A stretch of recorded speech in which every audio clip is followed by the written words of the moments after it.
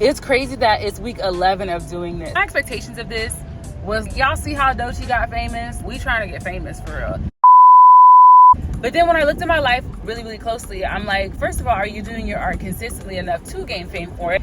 And then second of all, do you really want to be surrounded by people that are demanding something of you that you haven't learned to be consistent about? Do you understand what community is? Are you prepared to be inconvenienced by community? And I think I've learned a lot about that, about the inconvenience of community, about building community, and about building an infrastructure in my life to more consistently do my art. Ooh, look at this view. Traffic, looking for my chapstick. Gorgeous view. They gathered a little crowd. This is crazy. Look at my city, y'all. Look at how they care about the people. Where's the no king sign? I just seen it, but look at that. I have a perfect parking spot. We literally just arrived. I could not have picked another parking spot so perfect. But as you know, when you meet new people, you can't go in ashy. You know what I'm saying? You gotta lubricate. So that's what we finna do. And then we're gonna go explore. I'm so excited. Is work calling, requesting things? Yes. Am I paying attention? Not in the least. Not in the slightest. And now that we're all moisturized, we're ready to go.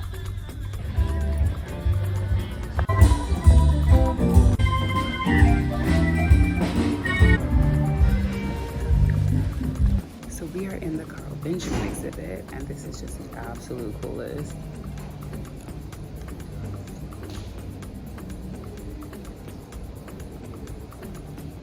So very colorful, lots of contrast, very vivid.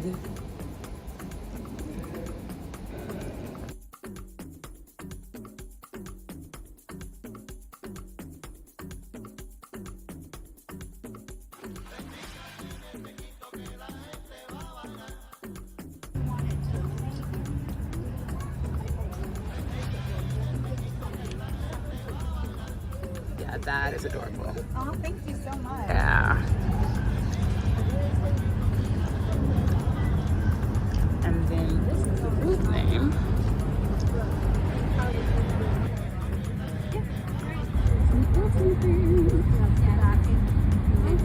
So the Ontario Museum of History and Art has about 4 exhibits that you can walk through.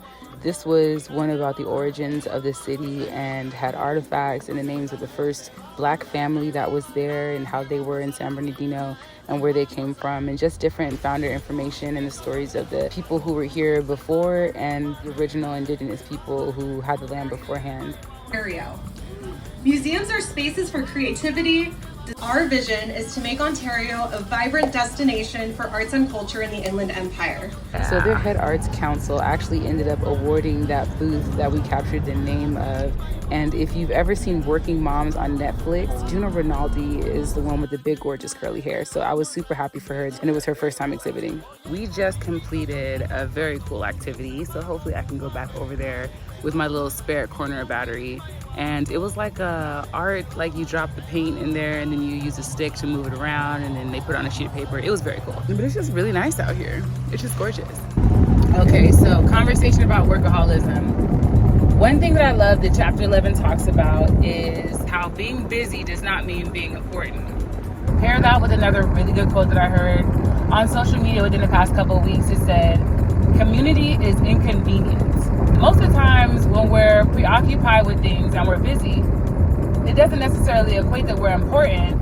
And a lot of times to really truly be in community, especially as we're renewing and refreshing ourselves as artists, is going to be inconvenient. So if you've built a life built around busyness and everyone coming to get you to assign you the thing, and you're so connected because everyone always needs you for something, it doesn't necessarily mean that they understand the significance of what it is that you do, the significance of what it is that you're trying to build, or your actual personal importance. And second of all, it doesn't necessarily mean that you're in community.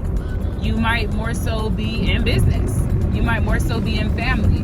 But in order to truly be in community, it's going to require some type of inconvenience at some time. And that's not to say that family can't be community, but the two aren't used interchangeably for a reason. Think about the inconvenience of community and think about not just trying to be busy and feel important. I think that it also goes without saying that many people who are trying to be busy and who are trying to be important within their busyness will not understand you inconveniencing yourself for community. Furthermore, they won't understand if you're not busy, you can still be in community. Many people feel the need to earn their way into a community by doing something, or that people won't accept them if they're not working super hard.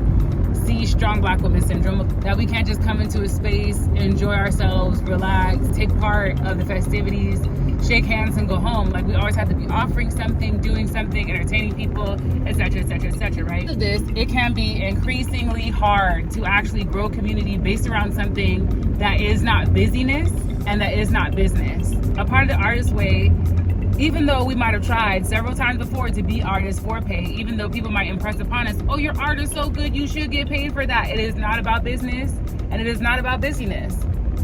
And that is very counterintuitive for a capitalistic society. I find it in a lot of conversations, especially with other business women that are all about expansion, doing more, being creative, innovative solutions, that they don't understand inconveniencing yourself for community, or even for yourself, even inconveniencing your work schedule, taking time off of work, taking time where you could be making money to go and explore something different, to go and do something different. I think it's week 4 is reading deprivation week. That week really points to, we can try to surround ourselves with all of our creative mentors, dead and alive, with tons of creative people, but this artist walk is a very solo journey. And the idea of an artist day really reinforces that, right? Because you have to take time by yourself for yourself. So if you're really not that comfortable being alone, or doing things alone, or doing things for yourself alone, then this is going to be a very uphill journey for you if you're even going to complete it. And if you're someone who's like, well, I can't afford to take time off, so if you have all these excuses about the business, your busyness, you're too busy, or the capitalistic reasons of why you can't go and enjoy yourself for 2 hours, this is also not the process for you. But when I think about those things, I just try and remember that a part of this as a new experience is going to be uncomfortable. It's not going to comfort me. It's not going to soothe every worry I've ever had about every area of my life.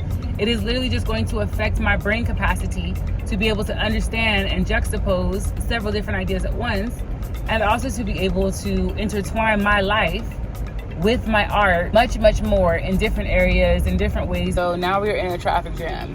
So she has other books. We might go through those, or we might just track my journey in one area. I'm feeling very whimsical, so whatever literally makes me feel tingly inside and sparkly and magical is what I'm going to pursue. And if my mind is not filled with wonder, and if my heart's passions are not reignited for the thing, it is very difficult to get me to go. It's hard for me to wrap my brain around the fact that we're coming up on 12 weeks. And I've attempted to do this twice, and it has taken me literal years to see this thing through, but I am not the same person as when I started. So it's bittersweet going to these last few days, knowing that it's over.